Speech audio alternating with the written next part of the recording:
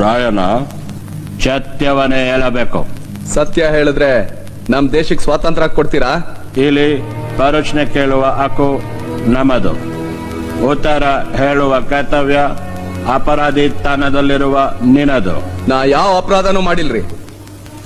Rayanna, company ಸರ್ಕಾರದ ವಿರುದ್ಧ ದಂಗೆ ಎದ್ದು ಚಣಮಳ ದತ್ತುಪುತ್ರ ಶಿವಲಿಂಗಪ್ಪನನ್ನು ಕಿತ್ತೂರ ಗಾದಿಯ ಮೇಲೆ ಕುರಿಚಲು ಪರುಯತನ ಮಾಡಿದ್ದು ಅಪರಾಧ ಅಲ್ಲವೇ?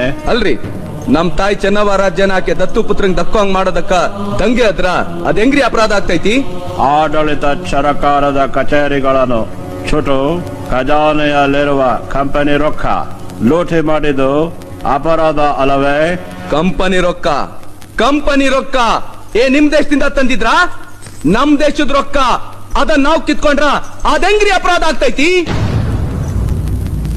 ಚಿನ್ನದಂತ ನಮ್ಮ ಕಿತ್ತೂರ್ ಅರಮನೆ ಮೇಲೆ ದಾಳಿ ಮಾಡಿ ನಮ್ಮ ತಾಯ್ನಾಡ್ ಸಂಪತ್ನ ದೋಚ್ಕೊಂಡೋದ್ರಲ್ಲ, ಅದು ಅಪರಾಧ. ಕಿತ್ತೂರ್ ಮಂದಿನ ತಾನ್ ಹೆತ್ತ ಮಕ್ಕಳಂಗ ನೋಡ್ಕೊಳ್ತಿದ್ದ ನಮ್ಮ ಚೆನ್ನವ್ವ ತಾಯಿನ ಅನ್ಯಾಯವಾಗಿ ಕೊಂಡ್ರಲ್ಲ, ಅದು ಅಪರಾಧ.